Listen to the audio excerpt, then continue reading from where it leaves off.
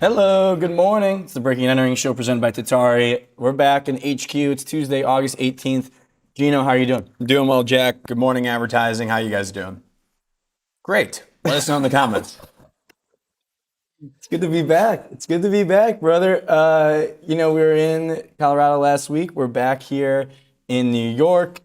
And I don't know, what do you say? Well, before we jump into it, I don't know, do we have the guest lineup today? I don't know if we have. Yeah, we do. Come on. Come on, Gino. Why don't you run us through this one? Alrighty. First off, we are presented by Tatari. Shout out to Tatari. Thank you very much.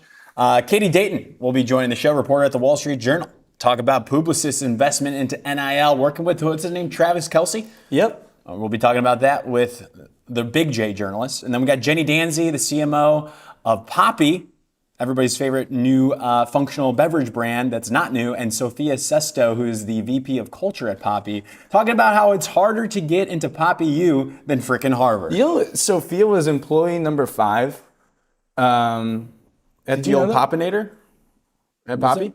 Yeah, employee number 5, VP of Culture at Poppi. Poppi U, you said immediately when I brought this headline to you, that's a headline from Inc. magazine, by the way. You said, well, it's hard to get a job at Breaking and Entering than it is to get into Harvard.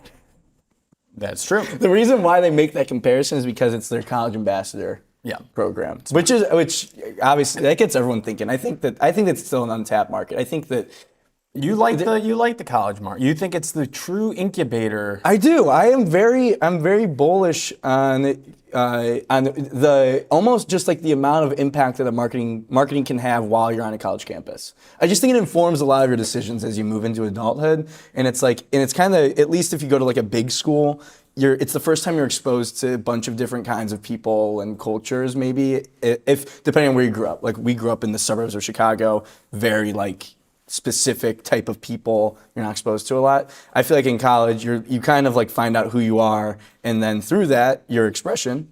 I feel like that's where some of these brands can come into play. Totally. So I don't know. It was just I mean, just talking shop. Just talking. I'm gonna get to the rest of the guest line. But that's okay. We got Tihomir Liptak joining the show, CEO of Bodhi. So we're going to be talking to him. Media, it's a growth accelerator agency. Going to get schooled on a little bit of the media side of things, the performance side of the world. People have been saying, Jack, we don't cover this stuff often, and now we're trying our very best. So he's going to break it down for us. My take is you can't do the viral stunt, organic growth, top of funnel campaigns without people like Tihomir getting in the trenches here, making sure that performance is happening at the bottom of the funnel. Gino, that's my big take on that one. That's a great take. Let's get into our first story. Our top story. I want to talk about Nike. Nike yesterday dropped to an 11-year low for their stock. Nike, still people are extremely high, obviously, on the brand, but this is an interesting one just in terms of strategy. I did a lot of reading, a lot of people's opinions and thoughts as to why Nike is gone. They're down below $40 a share. They fell to their lowest levels since September 2014. A lot of people talking about, like this article mentioned, soft direct-to-consumer sales. So I think a lot to unpack here. The way it sounds, essentially Nike kind of went all in on direct-to-consumer, so like the Nike stores, versus you going the retail route. You go to sporting goods. Yeah, you go exactly. And they're saying that the brand and the consumer demand hasn't gotten to the point that made sense for direct-to-consumer. There's a lot of these other direct-to-consumer brands that have been struggling. The biggest example is Allbirds. Yeah, you mean the AI data company now? Nice.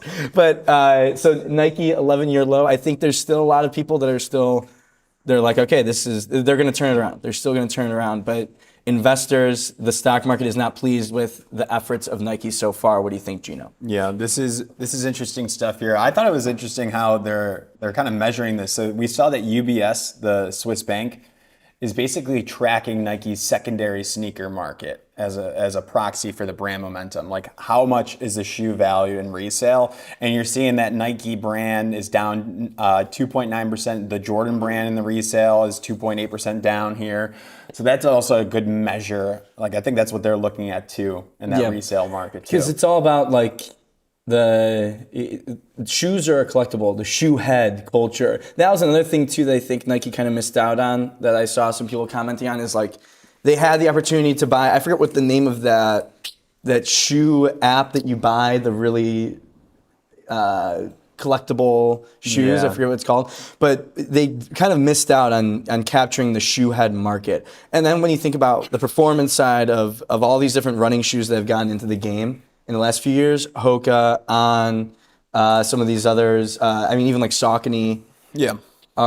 they've taken over the running market. And then in the World Cup this past year, I think that the brand marketing efforts were fantastic, but you have Adidas on the football side, Yeah. just taking more market share. So it just taking a lot of heat from all different angles. But the interesting thing is people are still kind of bullish on it despite all these headwinds because of the brand. Yes. Because they're like, it's still the strongest brand. People still have an affinity for this brand. They still do amazing work. I mean, people are going to talk about that Knicks post-championship ad of our guy running down the sidewalk forever.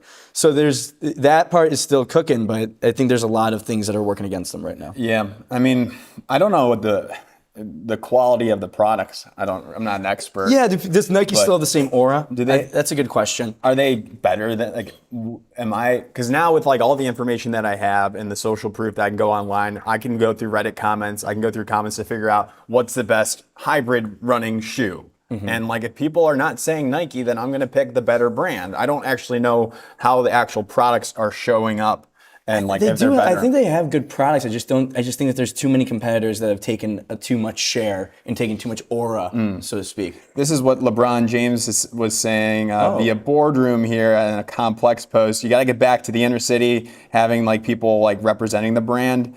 When he was growing up, he was saying that there were like Nike reps essentially in the communities asking people for their feedback. Yeah. So there's LeBron James telling Nike what to do. Paraphrase. Massive Nike athlete too. I mean, listen to Bron. You gotta get Bron involved. He's a billionaire. Yeah, there you go. Another billionaire, Uncrustables. Oh my goodness, Uncrustables Jack. is a $1 billion company or product, I guess. They reached $1 billion in annual sales. I came across this post on my timeline of the evolution of Uncrustables, but it was created by two dads in North Dakota.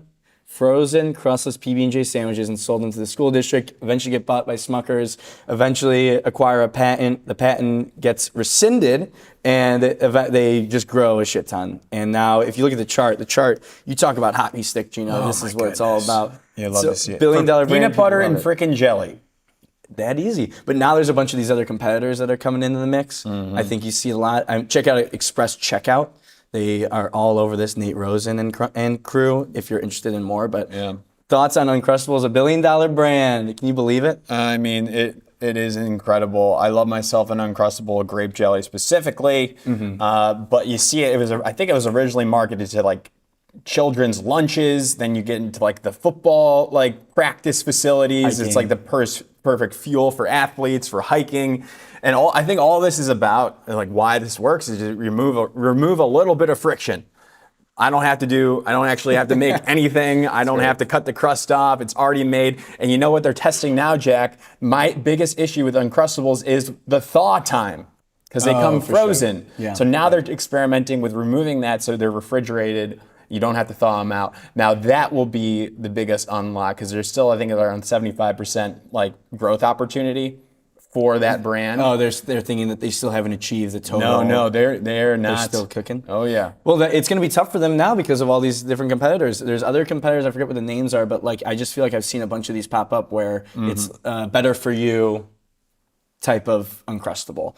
Better for you. You saw it worked for better for you sodas with Poppi, who we're going to be talking with soon. But yes, thank you, JR. Good shit, JR. Pat McAfee and JJ Watt back Jams, a new PB&J taking on Uncrustables made with real fruit and no seed oil. That's the key phrase, no seed oil. No seed oils. We got a point of differentiation here, but you got a lawsuit going on right now. Here we go. Trader Joe's, their generic brand, the Trader Joe's brand, I believe there's a lawsuit going on right now with Smuckers versus them. It's pending at the moment because it looks exactly the same. This is interesting. This guy had never heard of an Uncrustable until last week when he did a military trip, and an executive from Smuckers and Army and Navy who kept coming, thank her for Uncrustables. People love them. I know. There is an affinity for them, and a lot of that I feel like stems from in your early days. Like someone would bring the Uncrustable to school. The first time I saw it, I believe Brandon Topple brought it to our third grade lunch, and everyone was like, "What the hell is that?" Oh, they're so He's good. like, "Oh, it's the best." And I'm at home making my own PB&Js. So I think the guy that originally created it sold the company for $1 million. yeah, So now it's worth $1 billion. interesting. Gino, what do you want to talk about next? You can pick the next one. Alrighty, let's talk about it. You saw it, Jack. I saw it too. Shane Gillis. Shane Gillis spotted at a game of some sort sitting next to Matthew McConaughey. And if you know Shane Gillis and you know about some of the brands he works with, well, it's Bud Light. Yeah, so I want us to look at this closely. If we look at this closely, McConaughey looks like he's sipping a Dasani water bottle. Shane Gillis not drinking a Bud Light. That's a Dos Equis, Jack. What?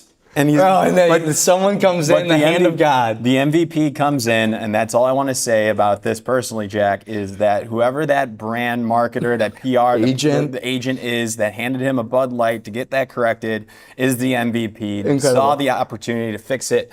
And look at the label out too. He goes. They handed it to him, label out too, which is just incredible. Yeah. Incredible. Just what a moment. What a moment for that person. MVP. Yes. Tough one. But this is the risk you run when you create that association. Mm-hmm. But even like thinking about even the fact that this was even a story. That People know it. Yeah, people know. So it clearly like the association works. Great situational awareness. That's who I'm carrying out. That's my celebrity in this situation. Yeah, I feel like it's very assistants versus agents. Shout out to Warner Bailey. Like he would give a shout out like this. So Yes. want to give him a shout out for this inspiration. Give him a proactive shout out in the event that he does do a shout out. Yes. Just know hat tip breaking. Yes, that's what I got there. I don't know how Yeah. much Shane gets paid to just always be drinking a Bud Light, Right. but like that So is something interesting. that's fascinating that I want to dig into more. Yeah. I saw somewhere it was like $1 million. I'm like, there's no way it's just $1 million. Yeah, it's probably in the contract. I'm sure that there's like incentives. They probably have someone tracking all of that. Mm-hmm. That alone, like he's his own media company at that point. Like you're buying in across the entire board.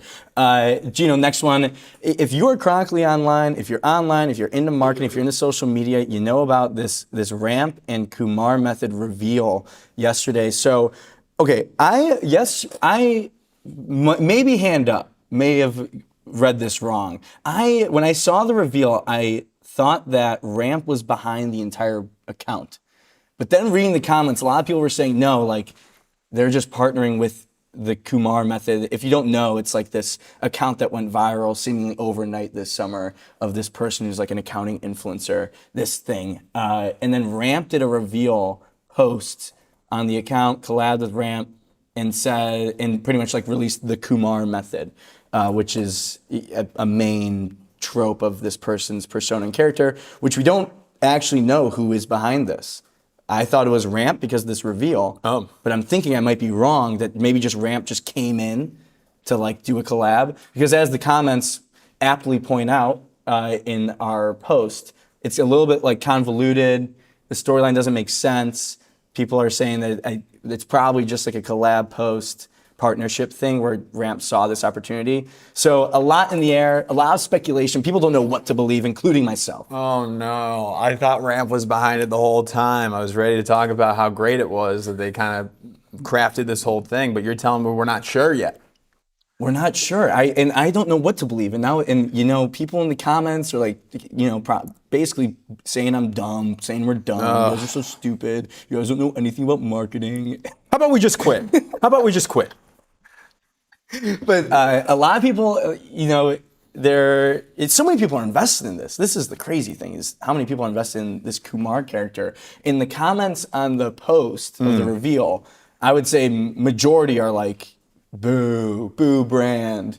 Like you ruined like this fun, seemingly. To that person who booed it, about 90% of your whatever you consume will be from brands in the next year. So start getting used to it. So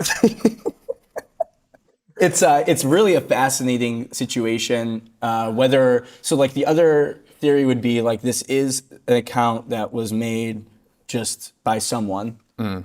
And they got all these posts to go viral, and then they wanted to start monetizing the account in some way. Yeah. Or Ramp maybe approached them and were like, let's do something to partner together. So there's still a lot to consider. I noted in our comment section that that the Breaking and Entering account will post a Notes app apology if we are confirmed wrong in our speculation that Ramp was behind the whole thing. Well, we'll have to get somebody from Ramp on the show.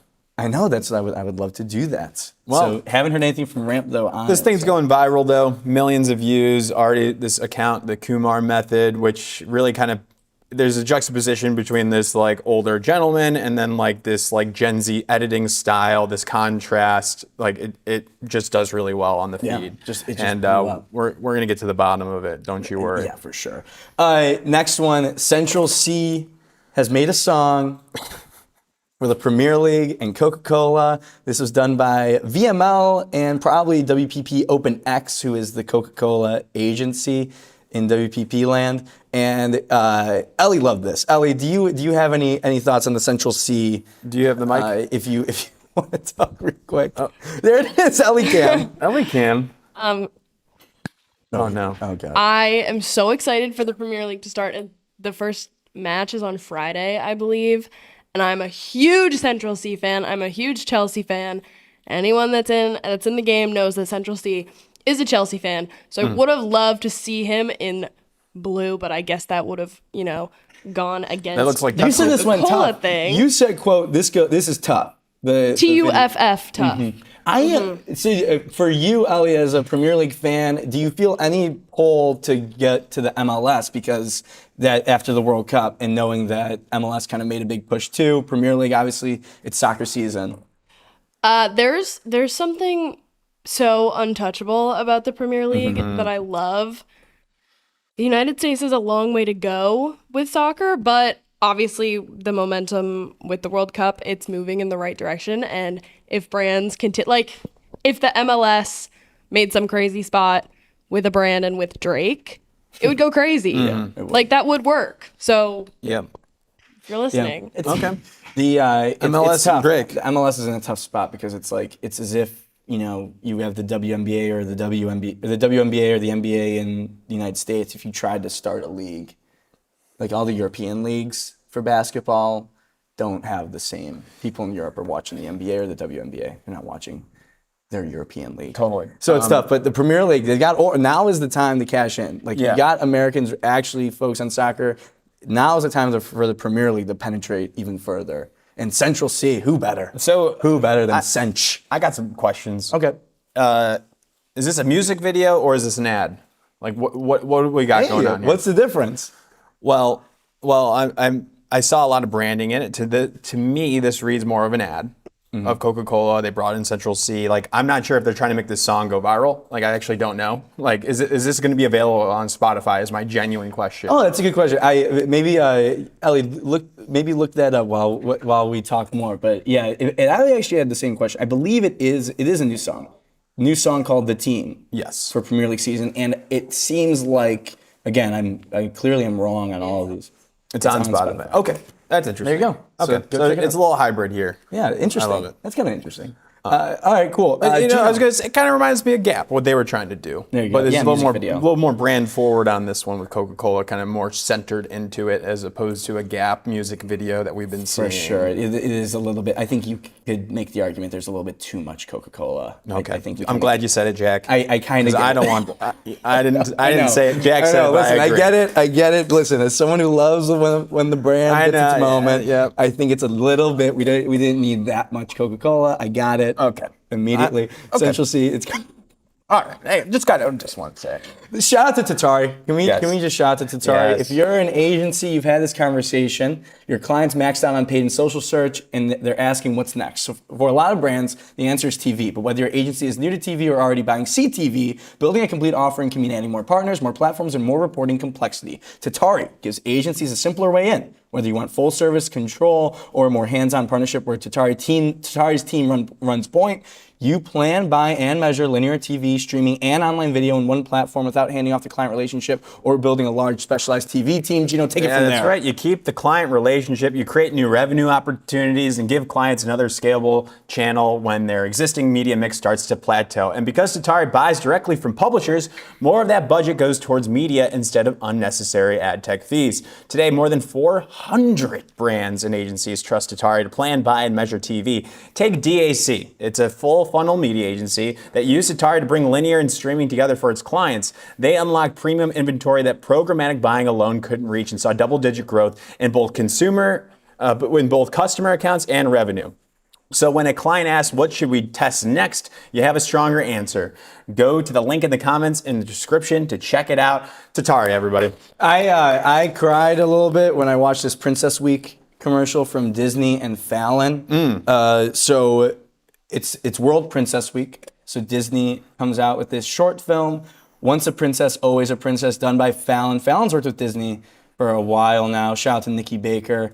And Leslie Schaefer, the crew over there. So it's a short film where it's following a relationship, a friendship between these two children, and they grow up together, and then one moves away, and then you fast forward, and then they have kids and they reunite. It has all the makings of an emotional film, all to celebrate Disney. Once a princess, always a princess. Gino, I feel like this would be one of the more fun things you could work on in the advertising game. Like you're just making a film. What do you think? Oh yeah, absolutely, Jack. It's Disney. I think Disney. like Lego and Disney. I don't know if they're related at all.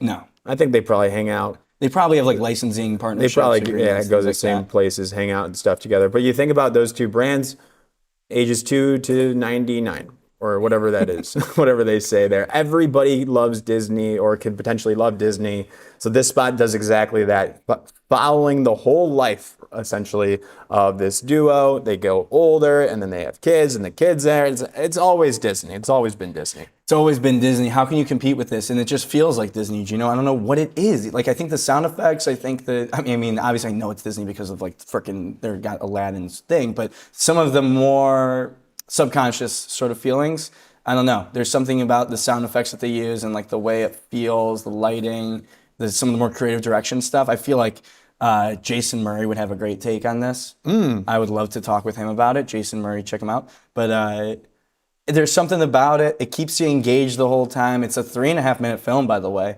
So Which is like 2 hours. yeah. Do you think that we've come all the way over the arc of people talking about how things have to be super short form? Yeah, I don't know. I don't think so. I think the ad is, as long as it's good, it can last as long as it takes to remain good. For this one, it required it to be 3.5 minutes, and it's good. Therefore, it should be 3.5 minutes.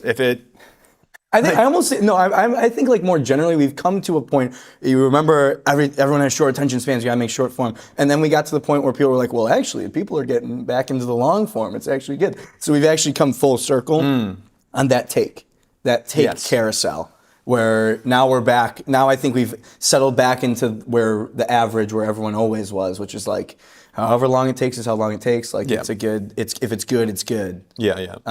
So, nobody's gonna be like, damn, this short film should have been 30 seconds. I don't think anybody's. Which, like, I think people maybe might have, like, I could see some grifters online or these, like, social media influencers online or but takes it's not, people. Of course, there's always going to be those outliers, but I think more generally accepted that people are okay with watching this for being 3.5 minutes. Yeah, especially if you're going to make me freaking almost cry. I had to go to the bathroom real quick. I had to pretend to go to the bathroom. Right. So that I didn't watch this.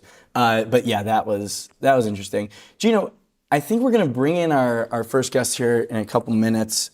Not sure if you had a chance to look at this, but Travis Kelce and Publicis Yeah, it makes sense. are teaming up. Two, biggest football player of all time, biggest holding company of all time. That's not factually correct, but two big icons of their respected fields coming together here. Well, Katie Dayton, reporter at the Wall Street Journal, wrote this story today about this partnership, all centered around NIL, all centered around trying to make sense and help brands navigate what many consider to be the wild, wild west, bringing Travis Kelce as like an advisor, as a name.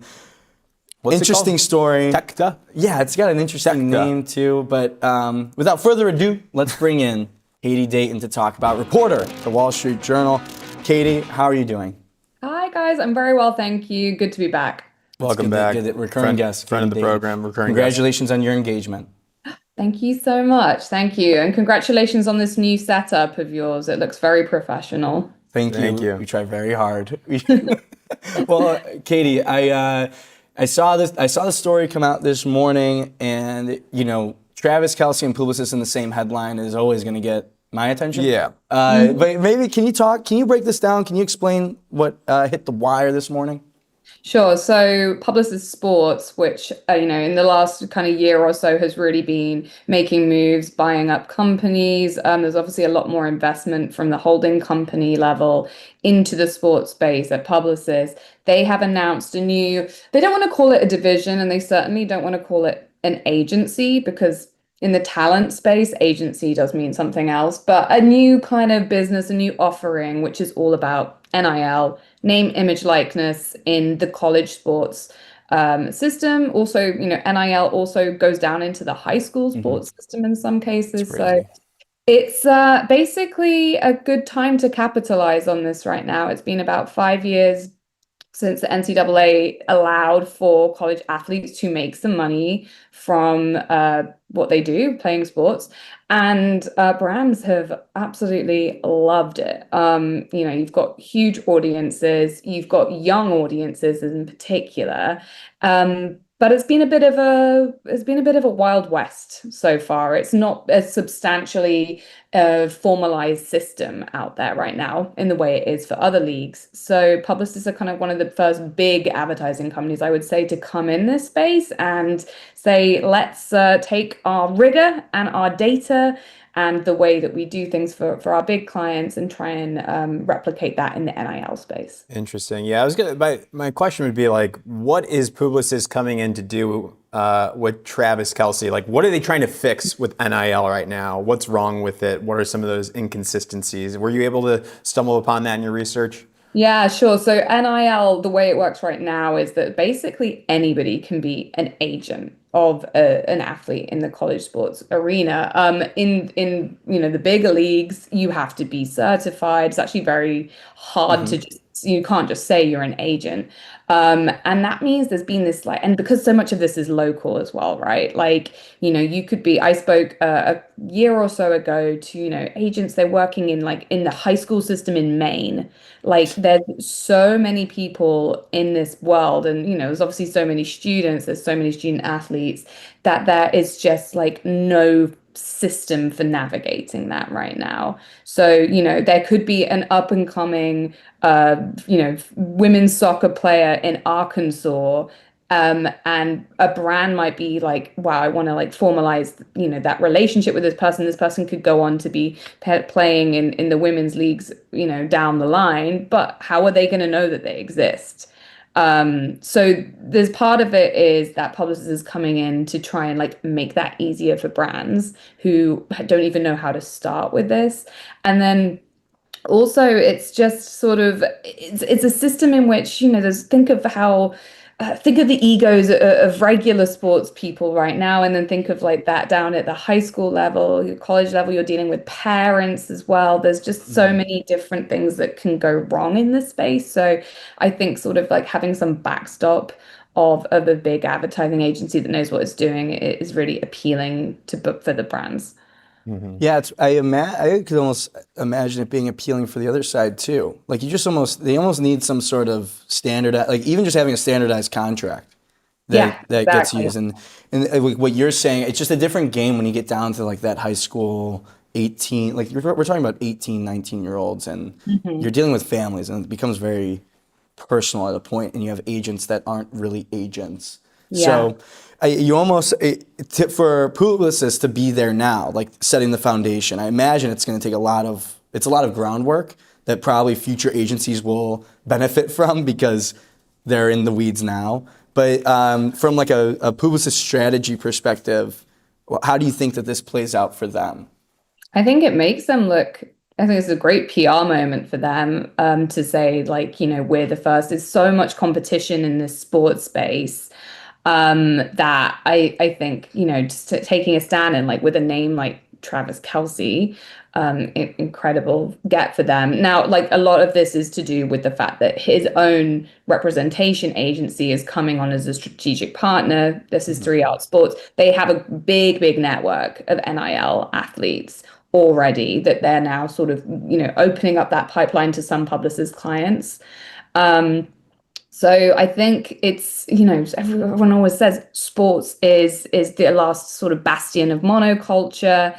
A lot of big brands, that's where they want to put their money. And also with NIL, it's not about signing a 15-year-old or an 18-year-old right now because they have a big sort of they're a big name in college. It's also that they could go on to play in the NFL or the NBA or whatever it is, and that brand has like already cemented a relationship with them, and them, hopefully hoping that they will like continue on that relationship, thinking, well, you supported me when I was a student, and like you can support me now, as I become bigger and bigger and make a lot more money.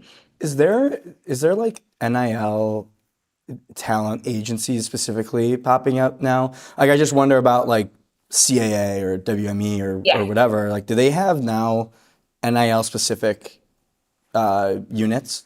Yes, well, I don't know if they're specific units, but they definitely represent NIL talent. You have a lot of smaller agencies doing this, and some of the coverage of this industry has been really interesting. And The Athletic did a piece not too long ago about how some of these talent agencies operate, and it's just very different to how a traditional sports agency would operate. And some people in the sports world think that they kind of have a little bit too much freedom, and they're not doing things the sort of buttoned up way that they're used to. But it's a really big deal. I think I could see like a WME or a CAA, also saying, well, maybe we'll sort of do more relationships with the publicist side of things, which is dealing with the brands and figuring out what they need from the athletes and sort of doing that brokerage system directly, as opposed to brands and their agencies going to whoever is representing each athlete. Yeah, there's just something you just almost need. You need someone in there. Like I feel like this is such a good example of like needing an agency or like someone in the middle, because you just need someone to deal with all the personal relationships. Yeah, because the trope of the young athlete, the parents are like overhead on them. They don't know. This is all new to them. They're getting thrown money all the which ways.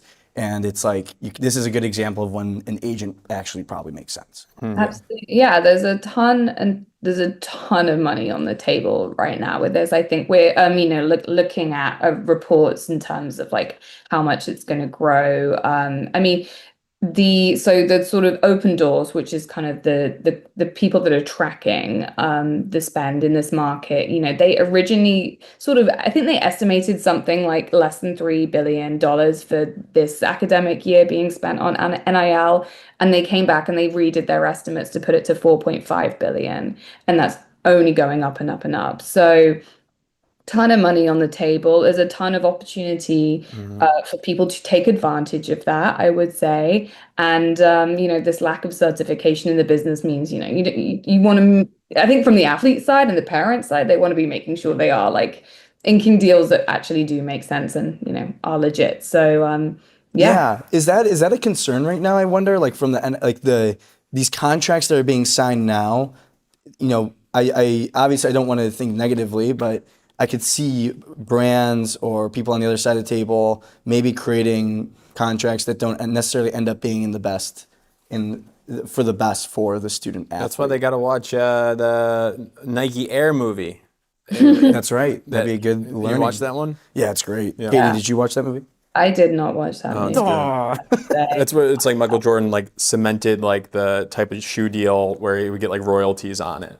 Right. That's the movie where he doesn't really appear, right? He's just this kind of like they never show him. What's the actor's name? He's Boston. Ben Affleck? Ben Affleck. Yes.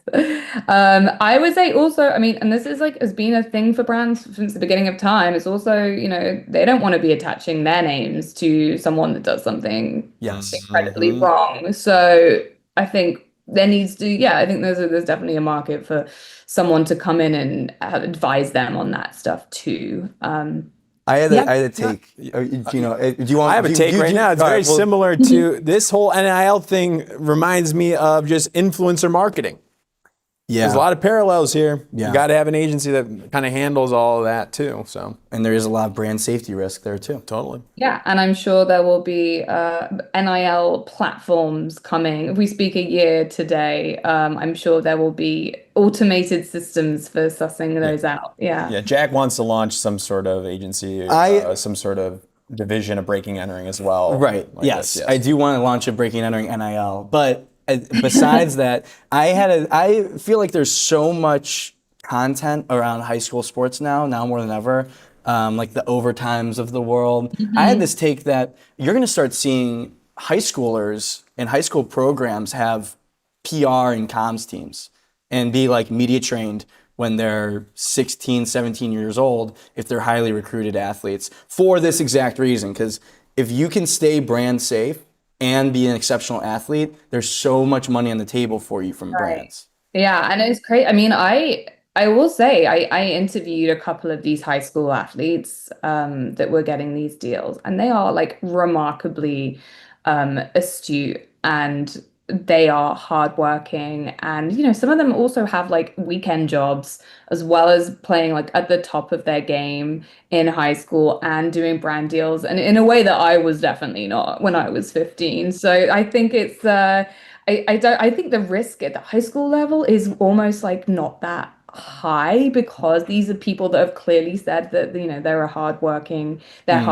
people, but I completely agree, and I think there will be pushback. I mean, there already has been pushback in some high school districts on, shouldn't we just let kids play sport at this point and not monetize every single thing they do in the hope that maybe one day they'll be playing in the big leagues? But we'll see how big this gets. We'll see what the backlash There's is. no turning For back sure. now, Katie. Exactly. No, It's like that with is college. true. It's like when they unleash the floodgates for college. Now it's going to high school, and you're just it's gonna keep flowing and. Well, and I heard yesterday that apparently some agents scout at middle school. It's insane. Yeah. My 10-year-old nephew is playing travel baseball and he plays 75 games a summer. And you're like, and it's essentially even to be on the high school baseball team, it's like you got to specialize, you got to focus on baseball year round by the time you're 11 years old, or else you're going to be behind because everyone else has been doing it. If my kid doesn't have an NIL deal by high school, there's going to be some issues, I would say. Well, it wouldn't have been me, I tell you that. Did you play any? Were you a high school athlete at all, Katie? It's funny in the UK system. It really is not like it is here. It's I don't know anyone that played on my school team.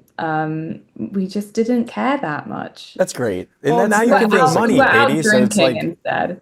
You went in high school at the pub. Yeah, of course. We were in Ireland last month, and our bartender was 15 years old.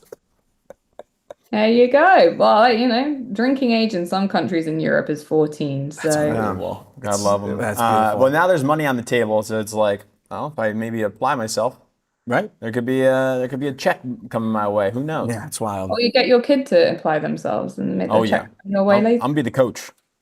I like that. 24/7. That's right. You come home, practice immediately. Practice.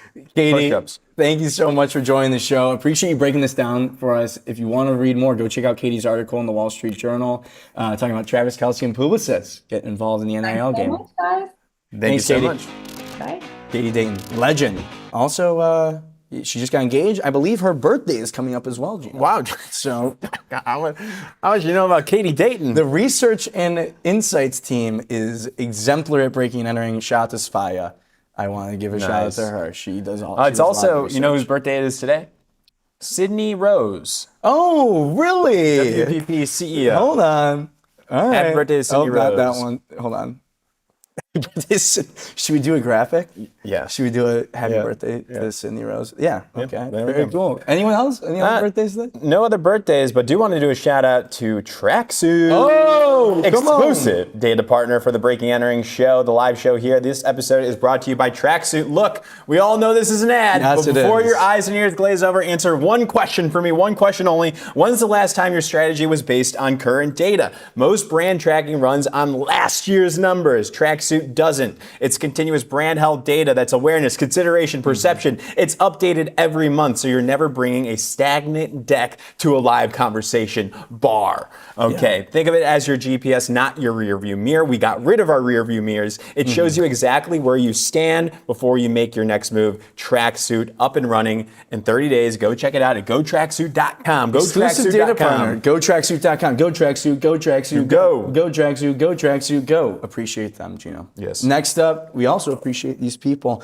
We're about to bring on Jenny Danzi, the CMO of Poppi, and Sophia Sesto, who's the VP of Culture at Poppi, also employee number 5 at Poppi. Going to talk about Poppi University, their college ambassador program that's taking off, covered by Inc. magazine in detail, and then all things Poppi. I think just an interesting brand, one that has had a ton of success.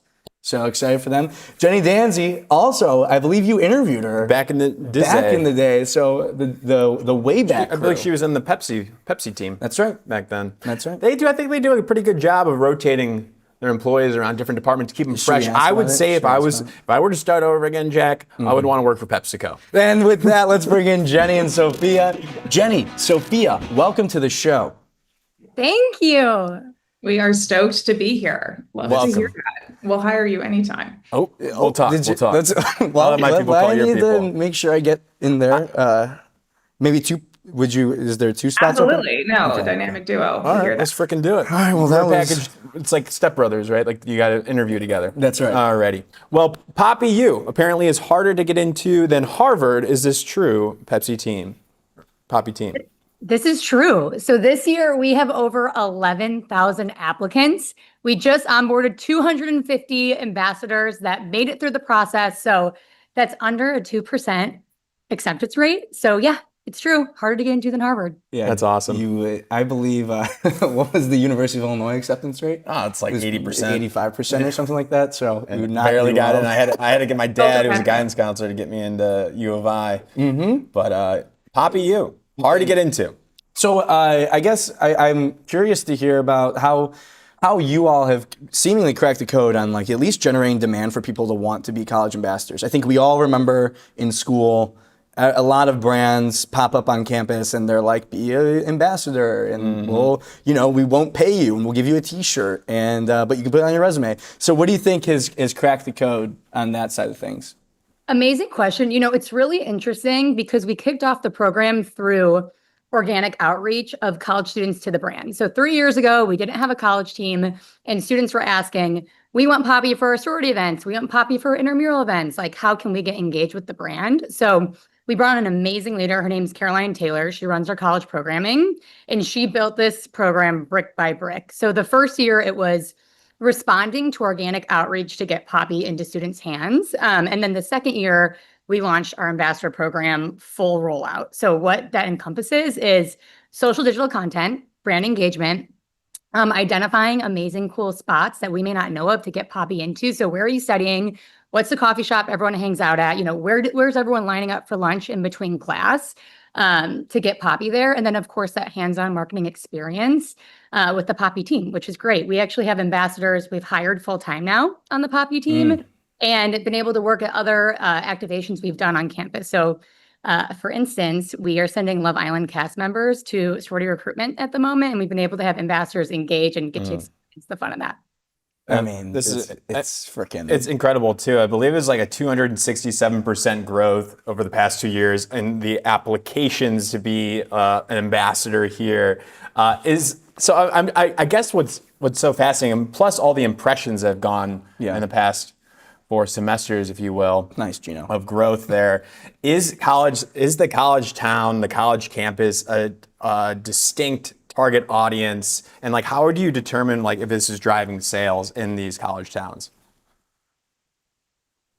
We know it is. So what I love about South Carolina and the Poppi College team is that they say we show up at college like we've been there, and they have, and they can still do their sorority dances, and they understand what college students are looking for, what makes events fun, and that way Poppi can actually add value to the college experience and to these college parties. It has been a really amazing muscle for Poppi, right? This is a brand that invented this playbook. We see a lot of copycats now, but I still believe nobody's doing it better than Poppi. Poppi is college's favorite soda, and that does translate to a sales lift. And now with the strength of PepsiCo, we've been able to convert a lot of these college campuses to actually selling Poppi in their cafeterias, which is a huge win, something that the students are really excited about. So we are seeing it turn into sales too. Yeah, I think that's what I am most intrigued by is like obviously Jenny spent time at PepsiCo, legend, recurring guest, I might add. Friend of the program. Friend of the program. So for you, like knowing that you've worked across so many different brands, like what do you think makes Poppi distinct within the beverage portfolio? Which is a phrase that I love saying, by the way, beverage portfolio. Yes. You said it so convincingly. I loved it. I am really proud to be able to work with this Poppi team. I will admit that last time I spoke to you when I was leading Pepsi, I was jealous. I was like looking over on TikTok. What is Poppi doing? Is that somebody dancing on TikTok? Is it working? And now I get to work with the females that built this incredible brand, right? It is not just female founded, it is female built. This is a team of incredible women who have a lot of passion for this brand. It's such an honor to get to know Soph and her team. There's a lot of incredible DNA in this brand. So that's the strength for our portfolio, is that this is a group that's really close to the consumer. They have marketing muscles that are different than what we've been classically trained in at PepsiCo. So the question is really, how do we leverage that strength, celebrate it, and how do we scale the magic? Sophia, I want to ask, because you employee number 5 at Poppi, and I think like what you're saying, like a part of the Poppi magic is that you are cool and like you show up in ways that aren't interrupting the college experience. How do we keep the magic? Like, have you guys thought about that? Because now that Poppi's been around for a little bit and kind of established, how do we keep it cool and fun as the brand continues to age? All the time. So we talk about that literally every day. Like, how do we not show up in the same place twice, in the same way twice? How do we continue to disrupt? We want to set the trend, not follow it. So how do we make sure, as like the leader of the modern soda category and being a culture first brand, we stay on the front point of culture? And I think a huge part of that, VP of Culture, a lot of people think that's an HR title. It's not, it's pop culture, literally. So under my team is our influencer team, our talent team, our social team, collegiate, and then Buzzy events and partnerships. And I think trusting the team, because they understand that our consumer, that Gen Zennial female to a T, is really looking at our personal interests and finding ways to authentically integrate Poppi into those interests. So Love Island, it wasn't a partnership we did that came from strategy or XYZ data. It was, we can't stop watching it. We can't stop talking about it. How do we authentically go big and like make Poppi a moment with it? So I think trusting the team, actually, majority of my team, this is their first job out of college. So I think that's really special about Poppi too, is you don't have to have an insane resume or years and years of experience. If you're passionate about the brand, you're passionate about culture, you're social savvy, you know how to create content, you want to film content, and that's fun for you, this is the place for you. And the results have shined from the team. What I'm liking about, Poppi University, it seems to be like it's becoming like these ambassador programs, or Poppi University specifically, it's becoming like the new internship. I think we saw a 15% decline in internship opportunities in general, and more people are applying. It's a tough job market out there. So do you guys kind of view this as like a new internship, a new learning opportunity? And if so, like what are you doing specifically to help this next generation grow once they get into this university? Absolutely. So I think that hands-on marketing experience through our ambassadorship program is like a biggie. You get to work and ideate with like the most disruptive and exciting brains in the industry. And I think Poppi too is the ideas come from the team up. No one's telling us this is what we're launching, come up with ideas. The ideas come up. So for them to be considered and part of the ideation of where to bring the brand with us is number one. I think too, being able to be on campus and share Poppi with your friends and family, like people love that. You're the Poppi plug on campus. Who wouldn't want to be that? And then also we've seen them build personal brands themselves. So semester after semester, we've seen students go from having 1,000 TikTok followers to up to 20,000. So that digital component is really great for them as well, because they're building their own personal brand. Yeah. I wanted to flip it over to Jenny. And I know you said like you guys pretty much invented this playbook and like you guys are crushing it when it comes to this type of marketing. But for the marketers watching this, if you could share like what is like the first step to test a college ambassador program from your learnings, could you share a little bit of the secret sauce? The secret sauce, I think, is to hire cool people and then get out of the way, right? And so the special sauce at Poppi is not just Soph and her incredible culture team, but we also have Katie Jones, Lauren Kennedy, Austin Jones, and their full creative team. And so the two of those pillars of the industry working together is really what makes magic here. So I do think it's smart people who are on the pulse, bringing in young people. I love seeing the college program as a launch pad for Gen Z talent, right? That people can come in as a college ambassador, maybe move into our internship program or get an entry-level job at Poppi. We've had lots of ambassador content go viral, which is exciting. So Poppi is a place that you can create something and launch a career is exciting. Yeah, we were talking about this last week, talking a lot about, obviously it's, sorority recruitment, it's school's back in session, rush talk. And Gino had a great take that I completely agree with, is like a lot of these college students that are making content, those people that are going from 1,000 to 20,000 followers, those are the future. Those are your CMOs. Those are the people that are like doing the most effective marketing on earth right now, honestly. And for you all, like seeing that, how do you balance? You have these people that are so social savvy and are so good at marketing, but they're very inexperienced and like they're young. And you said, Sophia, you said a lot of the team, it's their first job out of college. How do you like train them up? Because there are some things that you need to learn, like getting into, a more maybe professional environment. Totally. I mean, the Poppi way is letting them run and do their thing. So of course there's, briefing and, these are great examples of content or things you can talk about, but we do not over brief or over, put our hands in like content coming out internally on the team or with our ambassadors. If you're excited to talk about Poppi in a certain way, do your thing, your audience, the content you're comfortable with creating. And I think too, even with our influencer program, we're the same way. And no one wants to be sold to. We can see content that is super addy, and the difference is that it's ingrained authentically into culture and into our partners' personalities. It's funny, the first few years at Poppi, anybody could have the TikTok password. So that is how much we celebrate. Like if you want to create, if you're excited about something, like open it up and post it. And, we love looking at all of our content. So, if anything did happen, we'd see it right away, but we haven't run into that yet. Knocking on wood. But of course. Yeah. They're not giving me the TikTok password, which is how you know they're doing something. Yes. Well, I think it's an interesting insight. Like Jenny, over the years, just seeing how social media and how present you have to be, it feels like some of the best brands at social media right now are the ones that are the quickest, and they're like posting and kind of just trying not to control their own narrative too much, I guess might be a good way to say it. How do you feel like social media marketing has changed for brands in the consumer category? Yeah, so I joined PepsiCo 17 years ago, and one of my first jobs was running social media for Mountain Dew. So if you tweeted at Mountain Dew, it was me on my BlackBerry replying to you. And legal didn't see anything. There was no approval process. We went viral all the time. I maybe only got in trouble 3 times. So I have always been a believer that the best social brands are the one where it's a real human who knows the brand, loves the brand, talking to other real humans, and that's how you get real engagement and build real love and real community around brands. I don't think that's changed. I think it's just accelerated. There's more attention on it. But particularly with Poppi and social team, we're letting Poppi be Poppi. We are not trying to slow anyone down, change anything. They know what they're doing, and we stay out of the way. It's fantastic. I cannot believe you were on the BlackBerry. How did that work? Was it like you had to send a text to a number? There were like buttons. It wasn't a touch screen.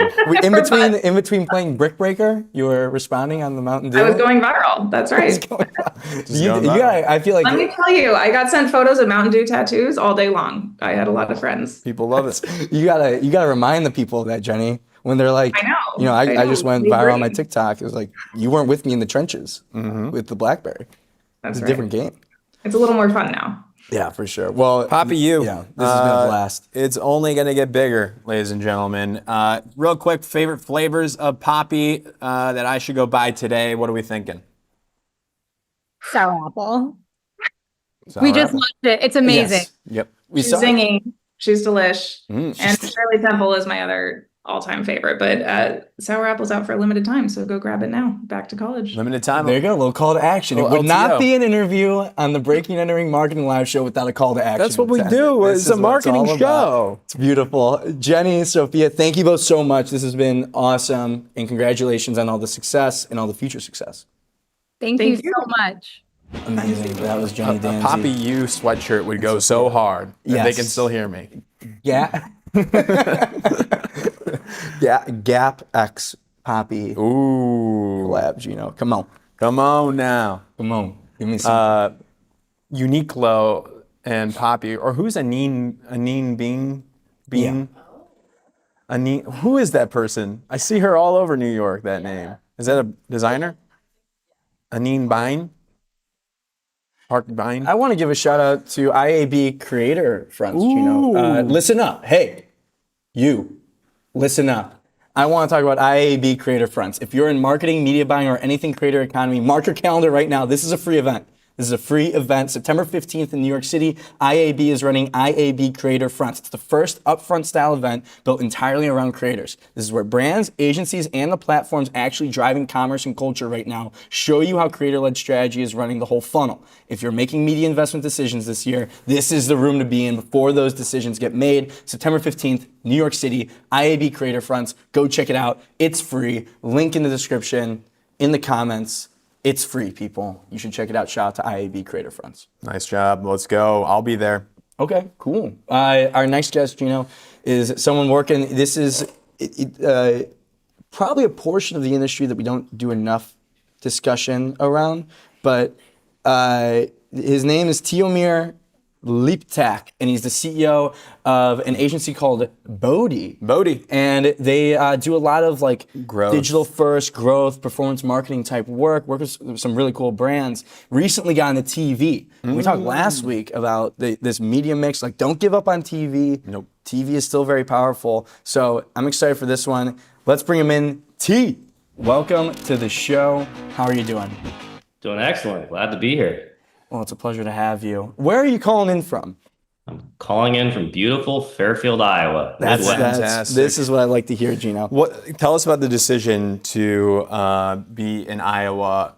Is the company based there, working remote? Can you give us the rundown as well as an overview of the company? Yeah, man, I love the good quality of life living in the Midwest. The company is based here. I grew up here. A lot of good, smart people in the Midwest, and about a third of the team is local. And the other 2/3, we've just figured out who the best marketers in the country are and brought them on board. That's what it's all about. Gino wants to move us from New York to Des Moines, Iowa. Yeah. In the future, create like sort of like a compound situation. So 2 hours from me. Come hang out. Where would be looking at the landscape of Iowa today? What are some good, like underrated, maybe off the radar, like potential locations for the next B&E HQ? Obviously, Fairfield, Iowa. Of course. Logical choice. Okay, it's the logical choice. So can you let's talk about the agency. What are you like starting it? I know you founded a few companies, but let's talk about this one specifically. What are you guys working on right now for your clients? Yeah, we're a strategic growth marketing partner. So I love the agency world. I love company building in general, the entrepreneurial side. And I think our core role is just helping our clients truly achieve business success and also getting to meet some really cool people along the way. So we've been fortunate. We're a team of 22. So, in that boutique side, but we've got some real muscle. We've gotten to do quite a few, say, small, under $1 million, taking them all the way into the 8-figure realm. And it's so cool to get to go through that whole growth journey and getting to learn from all of that. Gotten to work with some 10-figure brands and see that side. And as you mentioned, I've gotten to do it a bit with my own brands. And I think it's important to have that perspective as well. Just a bunch of data nerds over here too. Love testing and learning and working with great partners. So I know Tatari is one we're going to talk about here in a bit. And we're going to talk TV. So I mean, look at the AO eyewear. That brand looks amazing. We're just flipping through the website on the live stream here. You got some cool brands. The Montana knife too. Yeah, it's just really cool. I want to ask, is there anything you notice, talking about that journey of bringing a brand from 7 figures to 8 figures, is there any commonality or something that you saw as like kind of like a growth, something that drove a lot of growth from your side of things? Commonality, great question. So I will acknowledge it's very hard. Yeah. I think the commonality is trust in people and the desire to really make consumers happy. Yeah. Yeah. So I'm curious then, like, I guess from your perspective, from your agency, the conversations that you're having with brands, what are brands demanding from like the media dollars specifically that they weren't demanding for, let's say, 3 years ago? Yeah, I think with a lot of these things don't change. Everyone wants to grow. Everyone wants to spend money effectively. Everyone is looking for the most effective and efficient way to do that. And that's, I think what's part of the beauty of marketing. Human psychology also hasn't changed very much in a really long time, but the tools and techniques for doing that continue to adapt. I think it's a very interesting time, AI, all this stuff I'm sure you guys are thinking about, you're talking about on the podcast. I honestly feel that this is an opportunity for brands to win again. I think it was a little easy for a bit. I threw up some Meta product ads, and you had a good product and a reasonable Shopify site, and you could just go. And now the imperative is different. I think every brand and the conversations that we're having, you have to be more strategic. Everyone has to be if they want to be successful. And something this may sound funny coming from a marketing agency that spends a lot on ads for our clients, but I think businesses should be thinking of ways to build a durable brand where even if they were to turn the ads off, they're still a very healthy company. And then ads get to be a scale factor on that. And that really comes down to me. We use the line all the time, outsmart, not outspend. And you got to keep thinking that way. Just because you got a good win this quarter, what's the next thing? Good year, you go back to zero on January 1st, and growth isn't guaranteed. So it's always the same conversations: media mix, how do we test, how to get better data, how do we add expansion tactics that bring in net new awareness, like TV, being a good steward of spend, and testing our assumptions all the time. Tons of conversations continually on creative. I think we all know the importance at this time. I think you also have to, these days as a brand, take some shots and do some cool things to stand out. And I think you see from our site, the types of clients we're working with they're cool brands. And we like amplifying that with our tactics.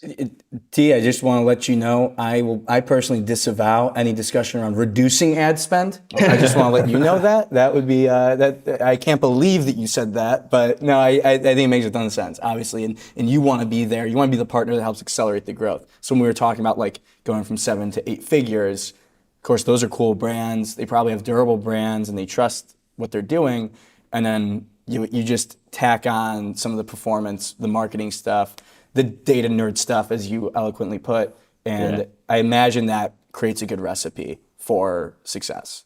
Yeah, I think the end outcome is you end up spending more on ads because the business is actually doing well. Right. So I'm all about spending more, but because we're driving a business outcome that everyone is pumped about.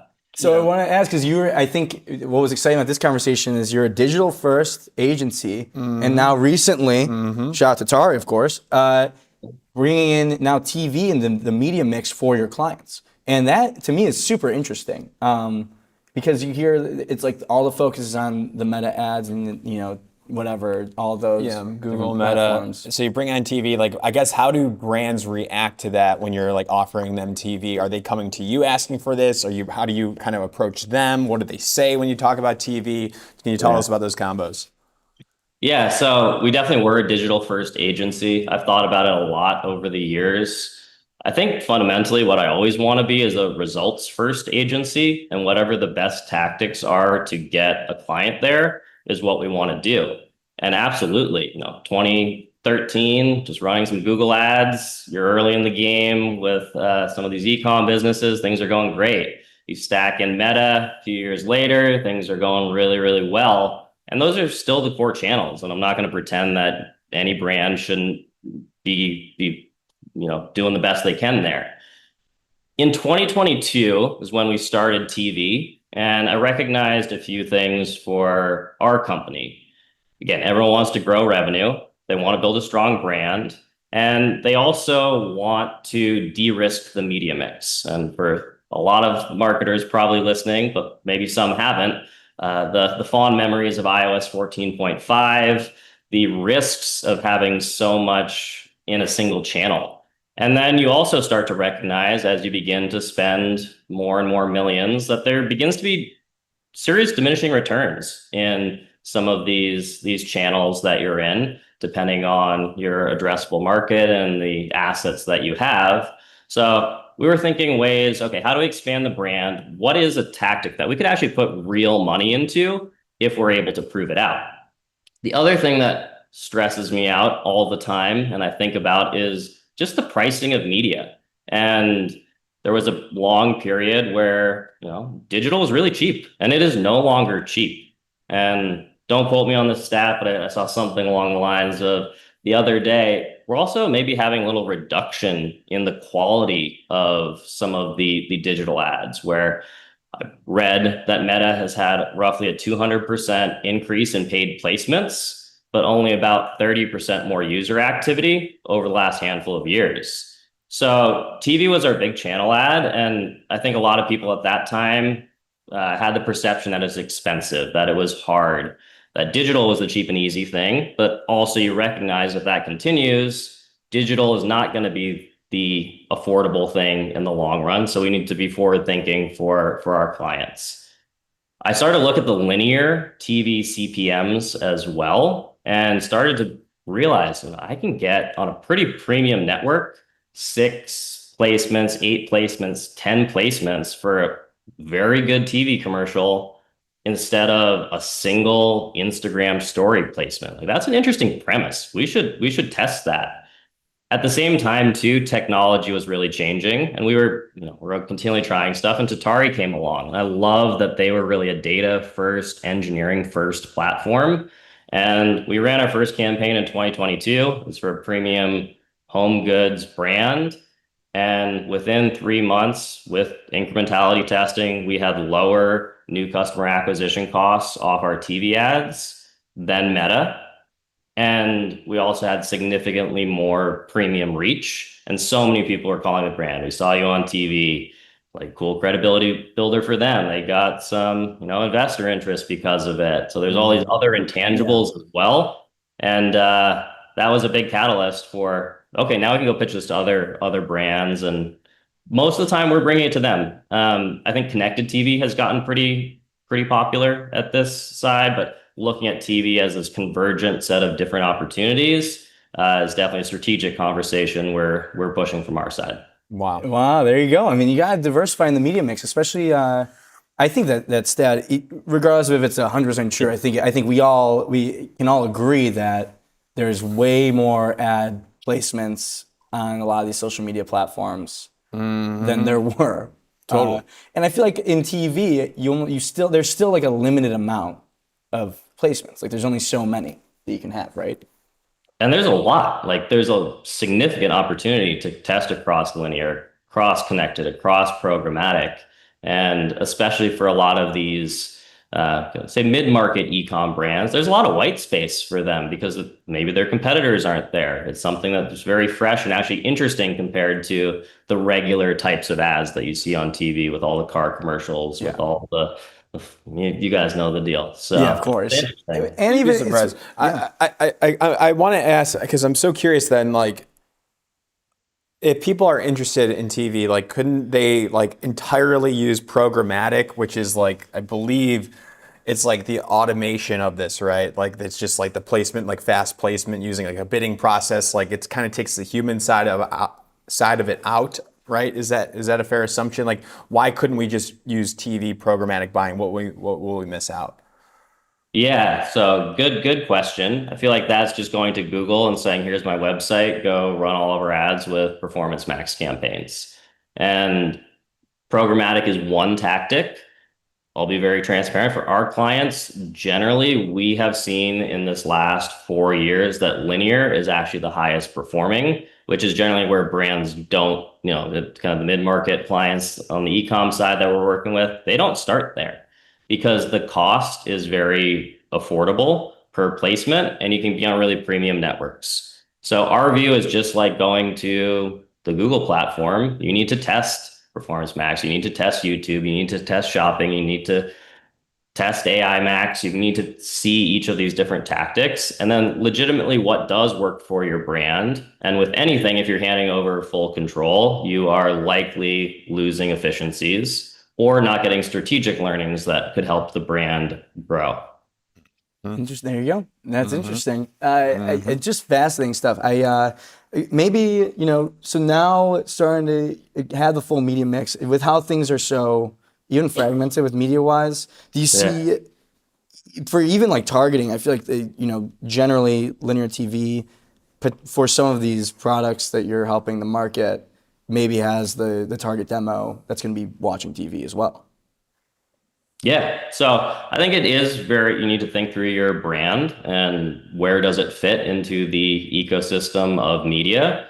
And especially for brands that have a broader audience, I think TV is a very, very strong channel. And to be upfront, if someone is super niche, you're like, nah, there really isn't much of a placement for you. We're better being more pinpointed with potentially something like programmatic or just continuing on the digital ad side. Or maybe honestly, they're better off buying a list of their top 5,000 potential customers and mailing them and calling them. And that can be a more legitimate activity too. So you just think through it based on what the brand needs. It's fantastic. Well, T, thank you so much for joining the show. It's been a pleasure talking about this stuff. I feel like it's a spot that probably deserves more attention from us. So appreciate you taking the time. My pleasure. Great to meet you both. Keep up the good awareness building, because I agree, this is an interesting time. Yeah, for sure. We'll see you in Iowa. How about that? Look forward to it. The compound.